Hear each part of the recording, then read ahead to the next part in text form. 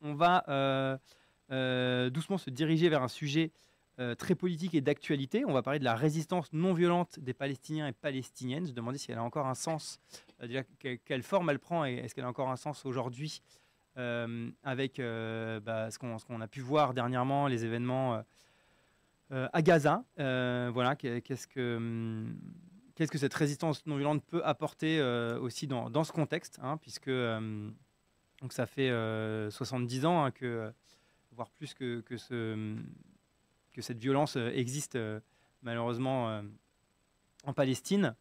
Et donc la non-violence, elle a été utilisée déjà depuis plus de 10 ans en Palestine, et on va en parler du coup avec nos prochains invités. Donc on va accueillir Abdallah Abou Rama, qui est notamment coordinateur du comité populaire de Bilin pour la résistance non violente. Et on aura aussi, alors je regarde s'ils sont arrivés, donc là les personnes vont être à distance, hein, puisque Abdallah est en Cisjordanie. Loïc est un peu plus près, il est à Toulouse, mais il n'a pas pu nous rejoindre sur Paris, mais il sera du coup sur Zoom. Et on aura aussi Abdelatif Baltaji, qui nous fait le plaisir de venir assurer la traduction de mes propos et de ce Loïc vers l'arabe pour Abdallah et d'Abdallah vers le français.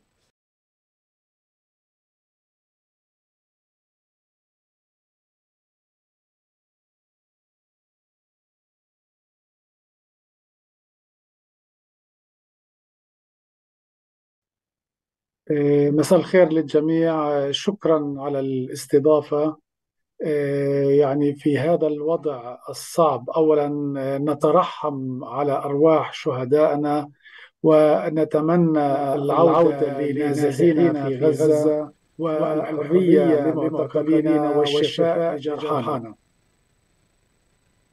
Alors, je Je suis suis Imam effectivement, je vais Jafir. traduire.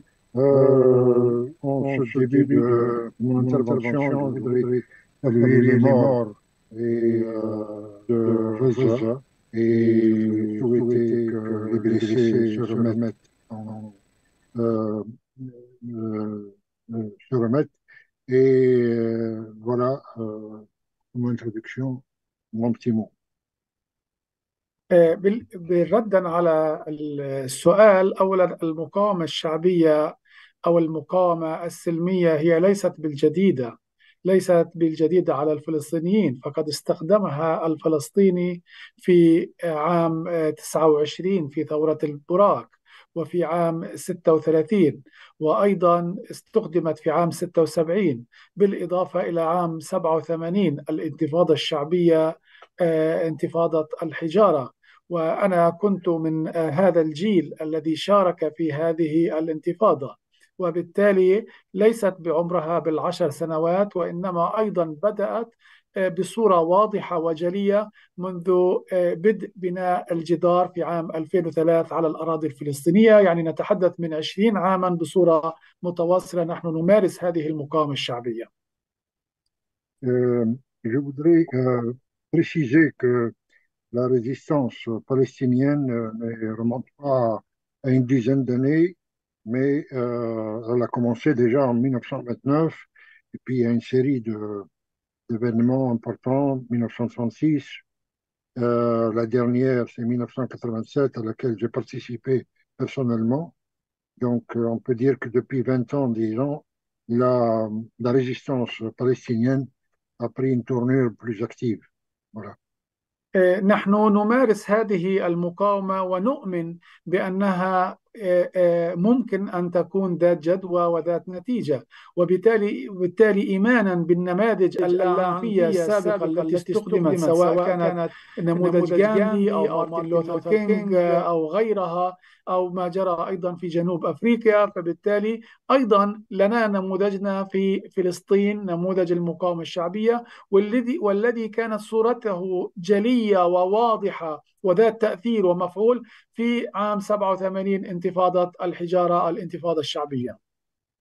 Alors, il faut dire que nous avons le mouvement non violent en Palestine, la résistance non violente en Palestine, a effectivement des modèles tels que Martin Luther King et et, et Mohamed Gandhi, mais il y a aussi depuis 87 la, la révolte de l'Hijara. La Hijara, ça veut dire les pierres, ça veut dire en fait l'intifada, qui est le soulèvement qui se traduit par des jets de pierre. À l'époque, en 87, on a commencé effectivement la, euh, une, comment dirais-je, notre expérience de la non-violence, la résistance non-violente. Voilà. أنا كقائد في المقاومة الشعبية وأبرز نشطائها مارست هذا الشكل، واستخدمنا هذه الاستراتيجية في عام 87 حينما كنا في المدارس في الثانوية في المرحلة الثانوية، وأيضا كان بصورة مخططة وممنهجة ومنظمة في قريتي في بلعين حينما بدأ الاحتلال ببناء الجدار العنصري على أراضي قريتنا. Euh, nous avons commencé en tant que, il paraît effectivement, des jeunes lycéens qui sont organisés pour faire de la résistance non violente, mais cette résistance a pris une forme plus active avec la construction du mur qui est passé par nos villages, qui a traversé nos villages, et voilà. Voilà.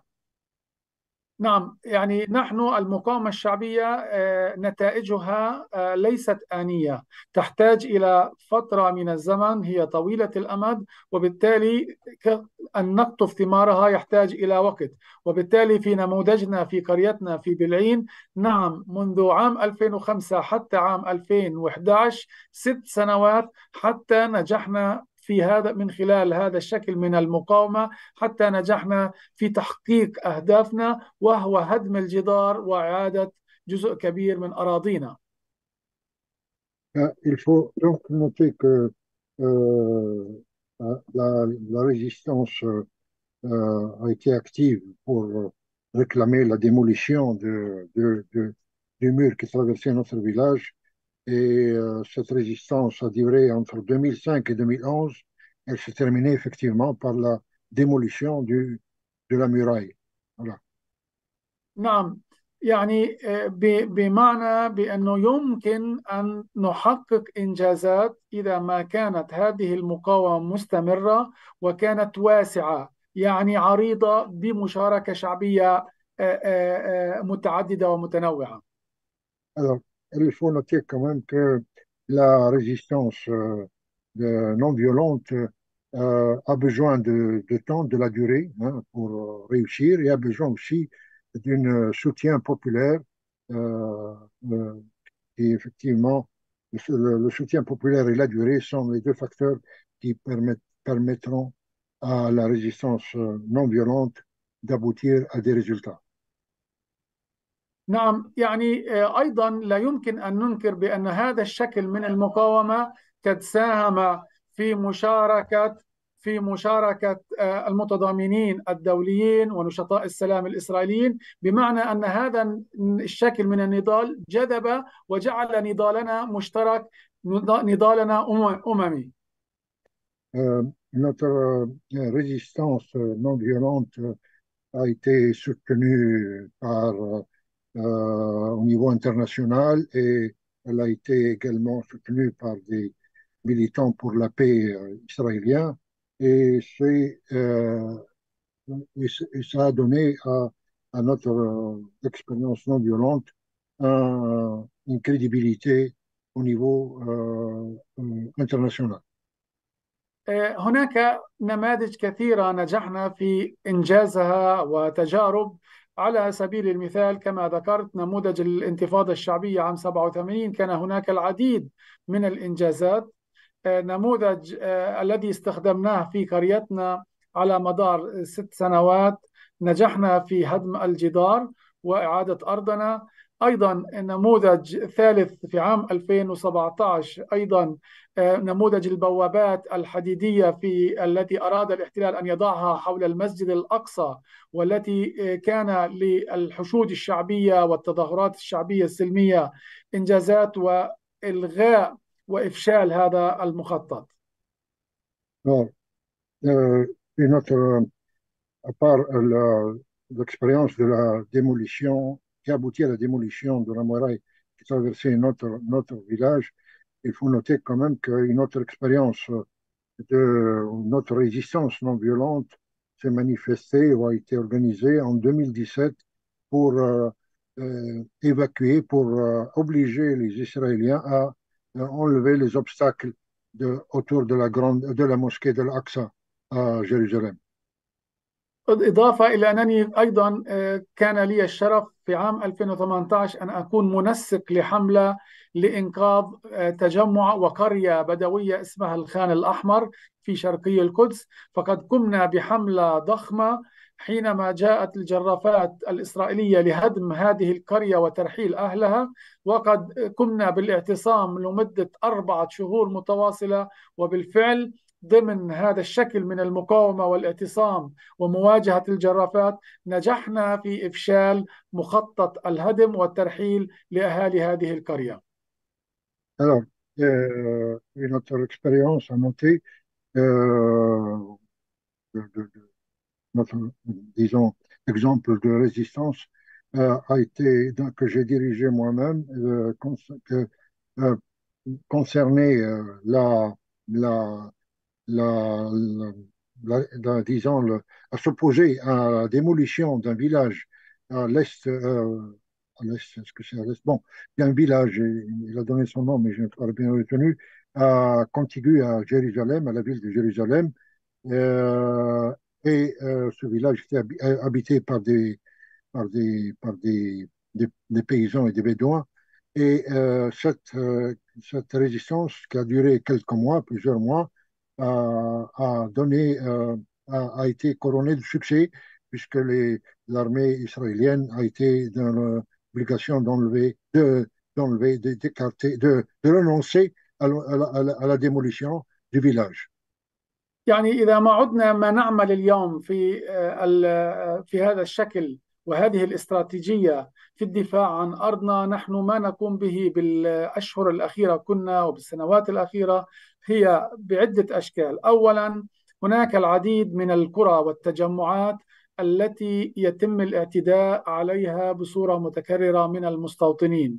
هناك ما يسمى بتنظيم شباب التلال أو فتية التلال، وهي ميليشيا استيطانية موجودة في بؤر استيطانية في الضفة الغربية من المستوطنين المتطرفين، يقومون بمهاجمة القرى والتجمعات البدوية قليلة السكان.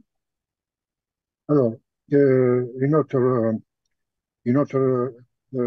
comment dirais-je, résistance à noter, c'est de s'opposer aux attaques d'une milice constituée de colons. Hein. Et voilà, donc ça c'est donc nous sommes organisés pour justement résister à ces milices et les empêcher d'attaquer les villageois. نقوم بتشكيل لجان حماية للسهر والمبيت والحراسة في هذه التجمع، وأيضا ما زلنا ضمن شراكاتنا مع مجموعة من النشطاء الدوليين من كافة أنحاء العالم، وهناك جزء من فرنسا بالتحديد يشاركون معنا في هذه اللجان، موجودون هم في فلسطين. وأيضا هناك بعض نشطاء السلام الإسرائيليين الذين أيضا يتواجدون معنا في هذه اللجان لحماية هذه التجمعات والدفاع عنها. Nous avons organisé des groupes de vigilance qui se sont donc qui ont permis aux villageois de rester effectivement de résister aux milices des colons. Et ces groupes que nous avons constitués ayant participé des militants venant de France et d'autres pays, mais également des militants pacifistes israéliens. أيضا نقوم بمساعدة المزارعين في العمل في أرضهم أو في جني محاصيلهم كما هو الحال في موسم قطف الزيتون في هذه الأيام والأيام الماضية. Alors, de la même manière que, effectivement, ces groupes de vigilance sont actifs pendant la période de récolte, en particulier la récolte des olives. Voilà. وأنا طبعا أتحدث عن هذه المناطق وهذه النماذج التي هي قريبة من المستوطنات والبؤر الاستيطانية والتي تتعرض إلى اعتداءات متكررة من قبل المستوطنين والجيش Euh, الإسرائيلي أيضا أحيانا. euh, ces groupes qui ont été constitués, les groupes de vigilance qui ont été constitués, sont l'objet d'attaques par les colons et même parfois par l'armée israélienne. أيضا نقوم بمساعدتهم في أعمال البناء، أعمال التنظيف، أعمال كل ما يحتاجونه، لأنه أحيانا بناء المدارس، عمل تطوعي في المدارس التي أيضا هي مهددة بالهدم، ومنازلهم وبيوتهم مهددة بالهدم، وبالتالي أحيانا نقوم بهذه الأعمال في ساعات الليل في تحت جنح الظلام حتى لا يتم كشفها وحتى لا يتم هدمها بصورة مباشرة. Alors, ces groupes que j'appelle moi de vigilance, pour essayer de traduire l'idée, sont actifs dans d'autres dans d'autres domaines. En particulier, ils veillent à éviter que les colons viennent démolir les écoles, qu'ils viennent s'attaquer à des équipements collectifs. Et parfois, ce travail se fait la nuit pour éviter justement que les colons se rendent compte de notre action de, de sauvegarde de ces équipements. حتى أكون موضوعي، كل هذه النشاطات التي عملناها السابقة وفي الأشهر الأخيرة كانت بصورة مستمرة مع شركائنا حتى بداية الحرب، وبالأحرى بعد 7 من أكتوبر ب5 أيام، وهو 12 من أكتوبر، حيث بدأ الجيش الإسرائيلي أو بدأت ميليشيا المستوطنين بحماية الجيش الإسرائيلي يمارسون أعمال عنيفة ضدنا وضد المواطنين أيضا، كما يحصل في غزة أيضا، نفس الشيء يحصل في الضفة الغربية بصورة طبعا مغايرة. Alors, il faut noter que depuis le 12 octobre dernier, euh, les- l'action des colons s'est intensifiée, hein, est devenue violente et d'une certaine manière, nous vivons en ce moment une période difficile à cause de cette violence bon, qui a touché certes Gaza, mais qui touche aussi la Cisjordanie.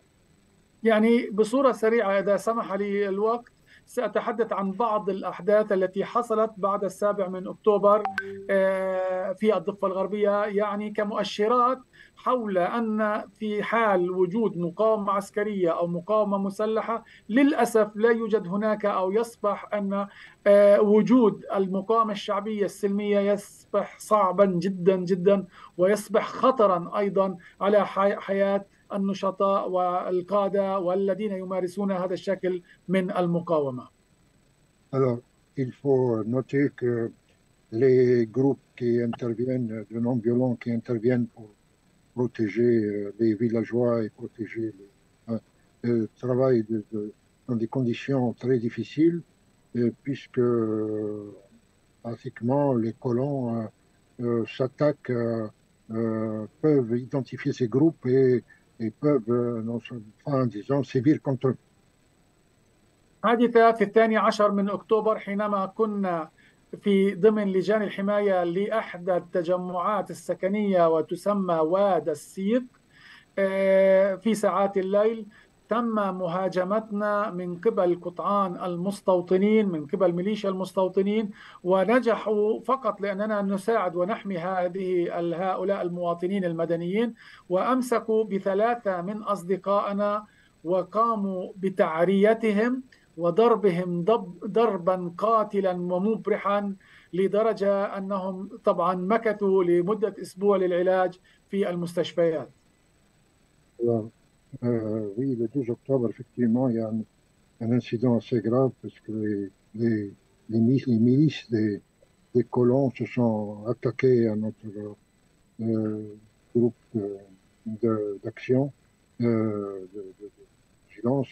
Ils ont attrapé trois personnes, trois camarades, qu'ils ont dénudés, frappés presque à mort. Et il a fallu hospitaliser ces trois personnes pendant au moins une semaine. بنفس اليوم تم استهداف 6 من نشطاء المقاومة الشعبية السلمية في بلدة اسمها قصرى في جنوب نابلس، وتم استهدافهم بالمستوطنين واستشهدوا 6 خلال 24 ساعة من هجوم المستوطنين على قريتهم، على قرية قصرى. Un autre exemple d'action violente de milices colons, un village proche de Nablus et a eu lieu donc l'incident. Il y a 6 morts parmi les groupes de villageois qui sont organisés Ok. pour résister et Ok. protéger leur village. Ouais. Ok. Ben merci, merci pour cette première intervention. Je vais فقط في دقيقة واحدة 1 minute. Ok. يعني بصورة يعني بملخص أن أيضا في هذا الوضع لنا يعني الآن نحن نتعرض إلى تهديد كبير من قبل المستوطنين بالقتل إذا ما قمنا بممارسة أي نشاط لنا، تحد حركتنا، اعتقل جزء كبير منا، وبالتالي نحن أيضا في وضع خطير جدا كممارسين. كنت أتحدث عن مشاركة بعض الفرنسيين قبل حوالي أقل من أسبوع، إحدى الزميلات واسمها أليسون من الفرنسيين الذين يتواجدون معنا، لأنها حاولت أن توثق ما يقوم به الاحتلال من هدم لأحد المنازل، قاموا باعتقالها ومن ثم ترحيلها إلى فرنسا ووضع اسمها على القائمة السوداء، لأنها فقط تساعد وتساهم وتتضامن مع الفلسطينيين. وبالتالي أيضا وجودنا ونشاطنا بالمقاومة الشعبية السلمية أصبح خطرا أو يشكل خطرا على حياتنا من قبل تهديدات المستوطنين والاحتلال الإسرائيلي. شكرا لك. Notre action non violente est réprimée par les colons aidés par l'armée. Et un des exemples, et nous devons agir avec beaucoup de prudence. Une camarade militante non violente française, il a donné son nom, mais je ne l'ai pas retenu, a essayé de prendre des photos et de documenter les actions des colons, les démolitions, par exemple, des maisons. Et les colons, les milices des colons s'est rendu compte, s'est rendu compte de ce qu'elle faisait. Ils l'ont, disons, se sont arrangés pour qu'elle soit refoulée. Et elle a refoulé vers la France et l'ont mis sur une liste noire. Voilà. وقبل 3 ساعات بالضبط تم استهداف طفلين في جنين، طفلين إحداهما عمره 12 سنة والثاني 15 سنة، فقط لأنهم يعبروا بطريقة طفولية عن رفضهم للاحتلال، وهو شكل من أشكال المقاومة الشعبية والسلمية، وكان رصاص الاحتلال لهم بالمرصاد، فتم استهدافهم بتصوير وشوهد بكل كاميرات العالم كيف يستهدف الطفل الفلسطيني أيضا. وهذا شكل آخر للعنف الذي يستخدم، العنف الهمجي الذي يستخدم ضد المدنيين الذين يعبرون عن رفضهم للاحتلال بالطرق الشعبية السلمية. Alors, un autre incident grave qui s'est terminé par la mort de deux adolescents, 12 et 15 ans, qui ont manifesté leur opposition publiquement contre l'occupation et la colonisation. Ils ont été effectivement abattus. D'accord. شكرا، merci. Thank you very much, Abdallah. Merci pour ces témoignages donc hyper intéressants, et on voit une répression énorme de ces mouvements pourtant non violents qui ont quand même réussi à obtenir des victoires. Et je pense que c'est à saluer dans ce contexte.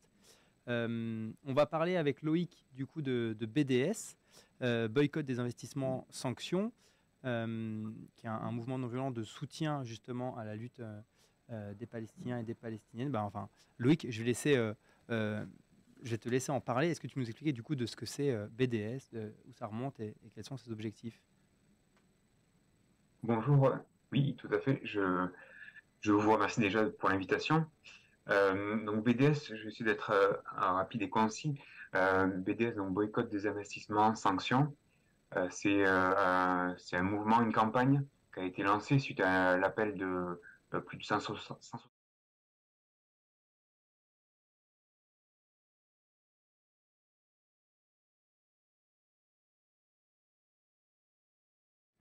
des unions de femmes palestiniennes, de paysans, de camps de réfugiés, donc représentatifs de toute la société civile palestinienne, qui constataient l'impunité dont bénéficie Israël, malgré que l'État enfreint le droit international à répétition, qu'elle ne respecte pas des dizaines de résolutions de l'ONU. Et donc ça, c'est en 2005. Un an avant, le 9 juillet 2004, la Cour internationale de justice a jugé contraire au droit international la construction du mur de séparation en Cisjordanie et a demandé, exigé à Israël de démanteler ce mur. Donc un an après, le mur a continué à être construit. La Cour internationale de justice n'a pas du tout été écoutée et il n'y a pas eu concrètement de sanctions contre ça. Donc ce mouvement veut prendre un peu le relais de l'impuissance des institutions internationales et nationales. Et donc sur le modèle de la campagne de boycott de l'apartheid en Afrique du Sud, qui avait démarré à la fin des années 50 et qui a participé à la chute du régime d'apartheid et à l'abolition des lois piliers de l'apartheid en 91, BDS appelle les organisations et les citoyens du monde à imposer de larges boycotts et des investissements. Donc le but, c'est de permettre la reconnaissance du droit inaliénable du peuple palestinien à l'autodétermination. Et elle se fixe, cette campagne BDS, 3 objectifs. Alors c'est simplement le respect du droit international, mais 3 objectifs principaux. C'est l'arrêt de la colonisation et le démantèlement du mur. C'est la complète égalité des droits de tous les citoyens sur le territoire, c'est-à-dire que ce soit les Juifs israéliens, les Palestiniens d'Israël, les Palestiniens de Gaza, les Palestiniens de Jérusalem-Est et les Palestiniens de Cisjordanie. Et le 3e point, c'est un droit effectif au retour des réfugiés. Donc c'est la résolution 194 de l'ONU, qui au lendemain de la Nakba, donc de la catastrophe en 1948, a adopté cette résolution. Tous les réfugiés et descendants de réfugiés palestiniens ont le droit de revenir sur leur terre, sauf qu'Israël les en empêche. Donc voilà les 3 points objectifs de BDS. Donc BDS, c'est 3 lettres. Je vais me concentrer plus sur le B de boycott, mais je vais rapidement parler de DES, donc sanctions. C'est appelé à ce que les institutions nationales et internationales appliquent des sanctions. On l'a vu, c'est possible, notamment contre la Russie, suite à l'invasion de l'Ukraine. Il y a eu des sanctions économiques internationales contre la Russie, et Israël, pour l'instant, il n'y en a pas. Ensuite, on appelle un désinvestissement, c'est-à-dire que les banques, on essaie de mettre pression sur les banques, sur les fonds d'investissement, les fonds de pension qui investissent dans des projets qui vont participer à l'oppression des Palestiniens en Israël, à cesser de financer. Donc ça, c'est pour le D. Et ensuite, je vais parler plus largement du B, de boycott. Et le boycott aussi se divise en plusieurs boycotts. Donc on connaît le boycott économique, mais il y a aussi un appel au boycott culturel, sportif, académique, syndical. Donc par exemple, boycott syndical. Les syndicats, par exemple français, ont des relations avec des syndicats à travers le monde, et on demande à ces syndicats de ne pas avoir de relations avec des syndicats israéliens qui ne vont pas dénoncer la politique israélienne, qui vont pas être du côté des Palestiniens au final. Ensuite, on a un boycott académique. On va demander aux universités de ne pas avoir de partenariat avec les universités israéliennes, qui en plus, pour la plupart, travaillent dans le domaine militaire, donc qui est encore plus Sensible. voilà, qui opprime directement les Palestiniens. On a un boycott culturel et sportif. Culturel, on va demander aux artistes de ne pas se produire en Israël. Et dans l'autre sens, on va demander à des festivals dans le monde de ne pas être soutenus par l'ambassade israélienne. Ce sont des choses qui se font. Je pense notamment, il y a eu un festival pop culture à Berlin qui avait un partenariat qui était financé en partie par l'ambassade israélienne et qui a rompu ce partenariat suite à des pressions de citoyens, mais aussi d'artistes qui jouaient dans ce festival. Je pense aussi à un boycott sportif. Le boycott sportif, c'est de ne pas faire des matchs contre des équipes israéliennes ou je donnerai un exemple, par exemple le Tour de France.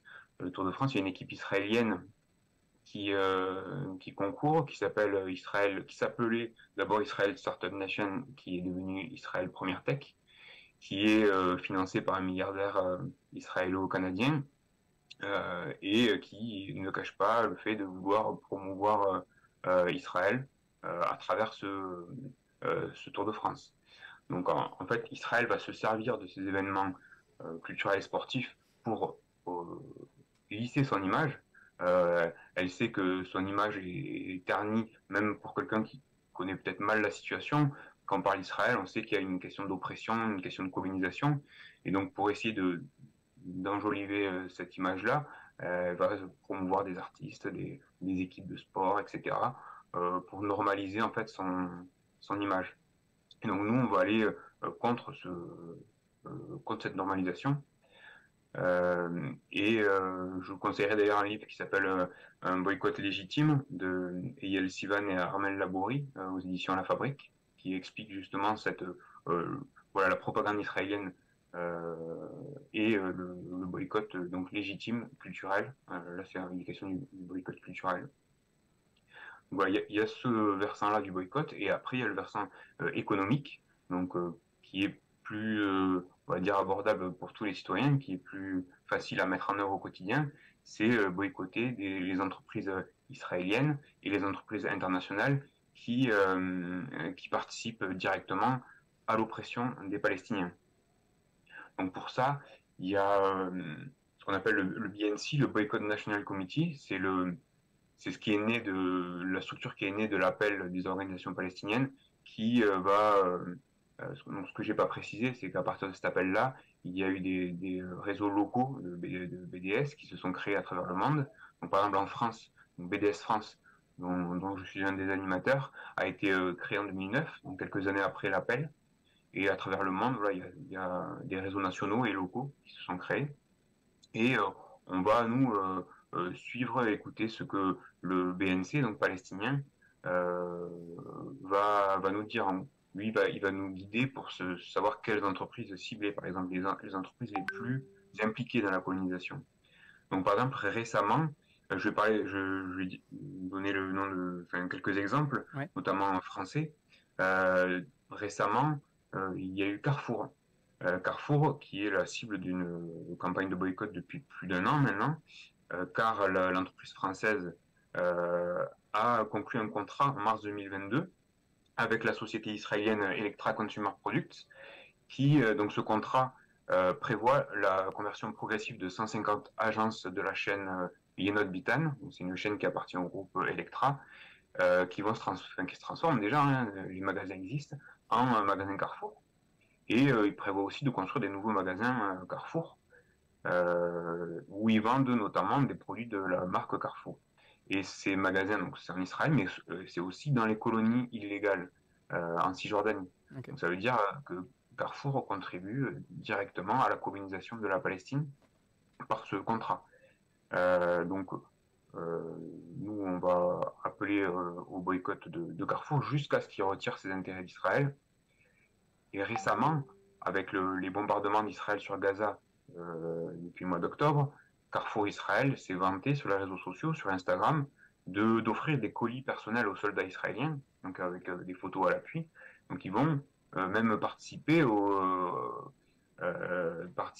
directement au niveau logistique à la guerre contre Gaza. Donc Carrefour, en ce moment, c'est vraiment une cible principale. Après, je vais citer d'autres cibles françaises. On parle de AXA. AXA, c'est une assurance qui investit dans des banques israéliennes qui investissent elles-mêmes dans des projets dans les colonies. Donc ça, on le sait, puisque l'ONU a sorti une liste d'entreprises qui financent la colonisation. Donc ça, pareil, l'ONU va dénoncer, faire des listes d'entreprises complices, mais voilà, il n'y a pas de sanctions derrière. Donc on appelle à boycotter AXA jusqu'à ce qu'elle retire ses investissements dans ses banques. Une autre marque aussi, c'est Puma. Puma qui est le sponsor de équipement sportif, qui est le sponsor de la Fédération israélienne de football depuis quelques années. Et cette fédération intègre des équipes de colonies illégales. Donc Puma, pareil, par ce partenariat, participe à la colonisation de la Palestine. Quand on sait que les équipes sportives palestiniennes ont du mal à s'entraîner et à jouer, voilà, c'est une des marques qu'il faut boycotter pour soutenir le peuple palestinien de manière non violente. Ensuite, je vais citer d'autres marques. Il y a HP qui participe aussi à offrir, à vendre de la technologie de contrôle des Palestiniens. Il y a tout ce qui est fruits et légumes. On parle notamment des dattes et des agrumes. Les dattes, la plupart viennent des colonies. Donc, il faut faire attention quand on achète ce genre de fruits et légumes. Je voulais parler aussi de Ahava. C'est une marque de cosmétiques qui se dit cosmétique de la mer Morte. Sauf que la mer Morte, sur une carte, c'est en Cisjordanie. Donc en fait, la mer Morte, elle n'est pas accessible aux Palestiniens parce qu'il y a des colonies qui verrouillent la mer Morte. Et cette marque-là, Ahava, est implantée dans ces colonies autour de la mer Morte. Voilà pour les principales cibles. Après, si vous voulez en savoir un peu plus, je vous conseille d'aller voir le site de BDS France, bdsfrance.org.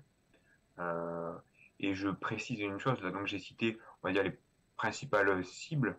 Nous, on essaie vraiment de communiquer sur les entreprises qui sont le plus impliquées pour que ce soit plus efficace. Parce que on voit beaucoup de listes d'entreprises circuler. Il y a des entreprises qui vont être implantées à l'international, qui vont être implantées en Israël. Mais nous, là, les exemples que je vous ai cités, c'est vraiment les entreprises qui sont dans les colonies, qui financent vraiment le plus directement la colonisation. Après, on a entendu parler par exemple de McDonald's, qui a offert aussi des repas à l'armée israélienne. Mais McDonald's, par exemple, ils sont pas implantés dans les colonies, on va dire, ils sont un peu moins actifs dans la colonisation. Donc, on peut boycotter hein, s'il n'y a pas de problème. Mais nous, on essaie de cibler vraiment ces quelques marques que je vous ai citées. Ok, merci. Bah ouais, c'est hyper intéressant. C'est vrai que j'avais vu que sur votre site, du coup, bds.org, il y avait la liste des organismes que vous appelez à boycotter, et notamment avec les raisons voilà, qui font que vous appelez à ce boycott. Donc, c'est bien fait. Donc, voilà, j'encourage tout le monde à aller voir effectivement cette liste. Parce qu'effectivement, on apprend des choses. Hein. Moi, j'avoue que je ne savais pas qu'il y avait un accord qui faisait que Carrefour avait maintenant des magasins Carrefour et des produits Carrefour dans des colonies illégales en Cisjordanie. Donc, ok, bah merci Loïc. Du coup, j'ai une question pour Abdallah. Donc, est-ce qu'il connaissait BDS? J'imagine que oui. Et comment s'est perçu BDS en Palestine? يعني البي دي اس هو شكل من اشكال المقاومه الشعبيه الغير عنيفه، وهي مهمه جدا. ونحن منذ سنوات هناك تواصل وهناك تعاون وهناك تحفيز لكل أصدقائنا للمشاركة في هذه الحملة، سواء كان ذلك في البايكوت في المقاطعة أو سحب الاستثمارات أو فرض العقوبات اللي هي BDS بايكوت ديسفيسمنت وسانكشن. أيضا نحن نمارس ذلك الآن، وخصوصا فيما يتعلق في المقاطعة، فبالذات هناك حملة كبيرة في الأراضي الفلسطينية لمقاطعة المنتجات الإسرائيلية، وأيضا لمقاطعة الشركات التي تدعم الاحتلال، الشركات العالمية كما ذكر في المثال ماكدونالدز، كوكاكولا، كارفور، كل ما له علاقة بدعم الاحتلال ويساند الاحتلال.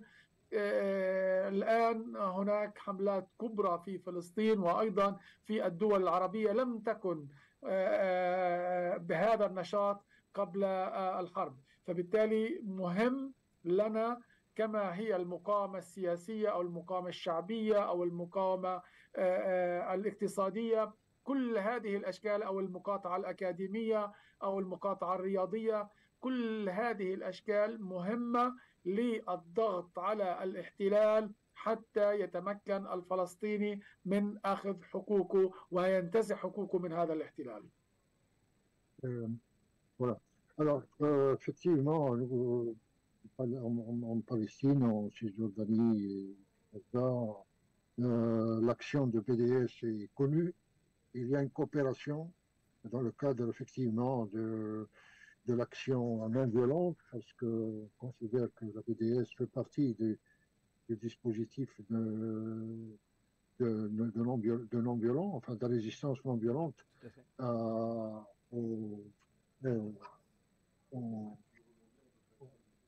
Israël.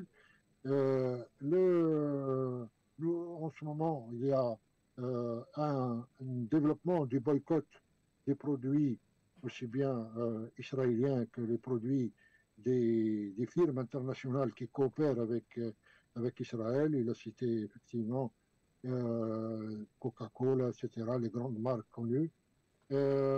Et aujourd'hui, on peut dire que cette campagne s'intensifie puisqu'il y a également une prise de conscience de la part d'un certain nombre de pays arabes de la nécessité d'activer ce boycott pour agir sur Israël. Voilà. Merci. Merci beaucoup. Peut-être une dernière question pour Abdallah, une dernière pour Loïc. Comment on peut soutenir les militants non violents qui agissent en Palestine? أولا الBDS رقم واحد، واللي ممكن إنه أنتم تشاركوا فيه بطريقة فعالة في فرنسا من خلال المقاطعة وسحب الاستثمارات وفرض العقوبات على الاحتلال. أولا.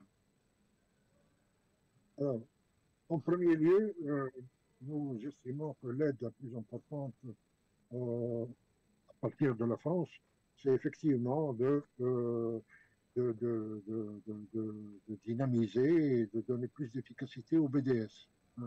Voilà. ثانيا، ما تقومون به من مظاهرات حاليا مهمة جدا جدا جدا للفلسطينيين. هذه المظاهرات سواء بوقف العدوان عن غزة أو أيضا بمظاهرات لوقف الاحتلال، وأيضا مظاهرات للاعتراف بحقوق الفلسطينيين والاعتراف بالدولة الفلسطينية. Le deuxième point important, c'est effectivement les manifestations de soutien à la résistance palestinienne et qui s'opposent à la colonisation et à l'apartheid qui règne actuellement en Cisjordanie et ailleurs, et en Israël même. Donc ces manifestations-là nous sont d'une très grande aide pour le mouvement non violent en Palestine. وثالثا، من يتمكن وله الإمكانيات بالوصول إلى فلسطين للمشاهدة العينية ما يجري من عنف وإجرام وتوثيق مهم، أو من خلال المشاركة في المقاومة اللاعنفية في فلسطين. كما ذكرت هناك الآلاف، عشرات الآلاف الفرنسيين، الأصدقاء الفرنسيين الذين شاركوا عبر 20 سنة الماضية، شاركوا معنا في فعاليات وفي مؤتمرات وفي ندوات وفي زيارات وفي كافة الأشكال العنيفة من أشكال المقاومة اللي استخدمناها. Le troisième appui important, c'est justement la participation sous toutes les formes à, c'est-à-dire des participations à la dénonciation de l'action d'Israël, soit à travers les rencontres, les colloques, et surtout, et également à travers les, la, les comment dirais-je, les, euh, les témoignages hein, sur les méfaits de cette d'Israël en Palestine. Ça, c'est extrêmement important. رابعا هناك حملات كانت في السنوات السابقة مهمة بالنسبة لنا، وأنا شخصيا كنت أعتز وأفتخر بها، وهي من خلال التضامن مع الأسرى أو مراسلة الأسرى. هناك في فرنسا العديد من المؤسسات والمنظمات والتي تقوم بإرسال رسائل إلى الأسرى الفلسطينيين لدعمهم، أو عمل حملات كما حصل معي أيضا أنا خلال وجودي في السجن لإطلاق سراح هؤلاء الناشطين، كما هو الحال هناك حملة لمروان البرغوثي، وكانت هناك حملة سابقة لصلاح الحموري خلال وجوده في السجن. فهذه الحملات مهمة لمساندة الأسرى أو لمساندة نشطاء المقاومة الشعبية السلمية. Alors, la quatrième action importante de soutien, c'est la solidarité avec les prisonniers palestiniens. Lui-même était prisonnier, Abdallah, et il connaît l'importance de cette solidarité. Et le leader Marwan Barghouti a également bénéficié de soutien. Et c'est important disons, d'activer oui, d'accroître cette solidarité. Eh ben, merci, merci beaucoup pour ces pistes de soutien. Et du coup, ben, vu que la première piste, c'était notamment de soutenir et de dynamiser le réseau BDS, ben, Loïc, est-ce que tu peux nous dire justement comment le rejoindre, comment agir à ses côtés? D'ailleurs, je ne l'ai pas précisé, mais je crois qu'aujourd'hui, le 29 novembre, c'est la journée internationale de solidarité avec le peuple palestinien. Et c'était du coup notamment une journée d'action pour BDS. Oui, tout à fait. C'est une journée d'action. Alors, on organise régulièrement des journées d'action nationales, par exemple pour Puma, il va bientôt y en avoir une le 2 décembre pour Carrefour. Donc, pour rejoindre BDS, ça peut être soit rejoindre en tant qu'organisation. BDS France, il y a une 60aine d'organisations nationales qui sont signataires de BDS France, dont des partis politiques, par exemple le NPA, Ensemble ou le Parti de gauche qui font partie de la France Insoumise. Il y a des syndicats, l'Union syndicale solidaire, plusieurs syndicats CGT, la CNT, la Confédération paysanne. Il y a des associations comme ATTAC, qui est signataire de BDS, le MAN, le Mouvement pour une alternative non violente. Il y a la Fédération des artisans du monde. Et après, il y a aussi des organisations de banlieue, des organisations musulmanes, et des organisations de Palestiniens en France aussi. Voilà, les deux obéissants. Enfin, il y a une 60aine d'organisations. Donc, si vous êtes dans une organisation qui n'est pas encore signataire, vous pouvez vous rapprocher de BDS France pour faire la démarche d'adhérer. Et après, vous pouvez aussi, en tant que citoyen, simplement vous renseigner. Alors, sur le site, il y a les coordonnées des comités locaux, si vous voulez rejoindre un comité local, ou nous contacter s'il n'y a pas de comité local chez vous pour en créer un. Après, on peut agir aussi individuellement, simplement en boycottant soi-même, en parlant autour de soi. Et aussi en parlant dans les magasins, hein, vous pouvez aller discuter, surtout par exemple les magasins bio. Certains magasins bio vendent aussi des produits israéliens. Et là, c'est un peu plus facile peut-être de discuter de ces choses-là avec ces magasins plutôt qu'avec des grandes surfaces. Mais voilà, vous pouvez parler de pourquoi vous boycottez, pourquoi il faudrait qu'ils arrêtent de vendre ce genre de produits. Voilà, on peut aussi seul agir à son échelle. Et bon, je le répète, mais allez faire un tour sur le site de BDS France et n'hésitez pas à nous contacter sur les réseaux sociaux aussi. On est présent sur la plupart des réseaux sociaux. vous pouvez nous envoyer un message pour toute question. Ok, et ben merci beaucoup Loïc, et du coup je vous encourage toutes et tous à suivre ces conseils pour aller soutenir du coup la résistance non violente du peuple palestinien. Merci beaucoup Loïc, merci Monsieur Baltaji, merci Abdallah, thank you very much, et bon courage pour cette lutte. Merci, thank you so much. Merci. Bye. Thank you very much, bye.